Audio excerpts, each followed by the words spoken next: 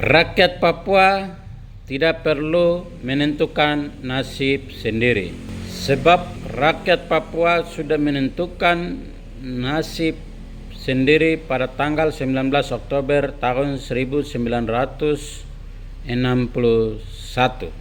Penentuan nasib sendiri atau deklarasi sepihak tersebut diterima dan disahkan dan ditetapkan pada tanggal 31 Oktober 1961. Putusan tersebut dicatat diadministrasikan pada tanggal 18 November 1961. Kemudian selanjutnya diundangkan dalam lembaran negara pada tanggal 20 November tahun 1961.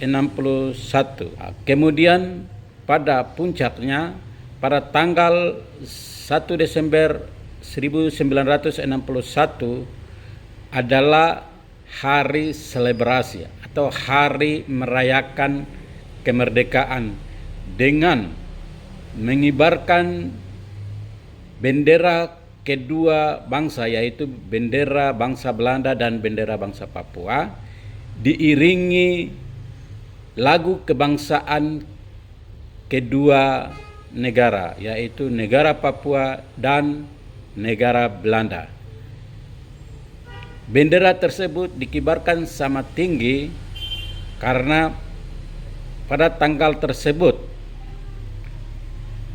membuktikan bahwa kedudukan bangsa Papua dan Belanda itu sama tinggi. Negara baru telah lahir,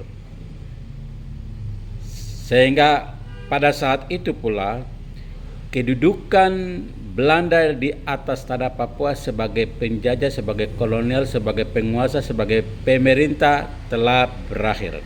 Peralihan kekuasaan telah terjadi, sehingga tuan atas wilayah negeri ini bukan lagi Belanda, tetapi sudah beralih kepada orang asli Papua. Kemerdekaan Papua itu bukan tanggal 1 Desember 1961, tetapi tanggal 20 November tahun 1961.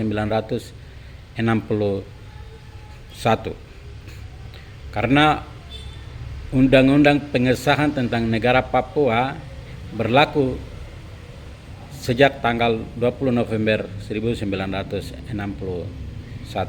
Tapi tanggal 1 Desember itu adalah hari selebrasi, hari di mana bendera Papua untuk pertama kalinya dinaikkan dengan diiringi dengan menyanyikan lagu kebangsaan Papua, Hai Tanahku Papua.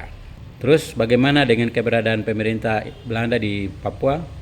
Semenjak tanggal tersebut, Belanda bukan sebagai pemerintah, tetapi mereka punya tanggung jawab moral untuk mempersiapkan negara yang baru dimekarkan dengan tentang tata kelola pemerintahan yang baik dan benar. Infrastruktur harus dia perlu persiapkan, tetapi Amerika dengan Indonesia demi kekayaan alam di Papua, Freeport dan lain sebagainya, mereka menghalalkan segala cara sehingga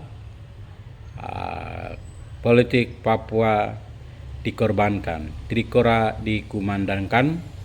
Itu adalah semua konspirasi permainan dari Amerika. Jadi rakyat Papua tidak perlu takut dengan hasil PPRA. Apapun hasil PPRA itu tidak mengikat orang asli Papua, sebab PPRA itu sendiri lahir bukan karena permintaan orang Papua, karena orang Papua sudah selesai penentuan nasib sendiri. Dan juga PPRA lahir bukan karena keadaan.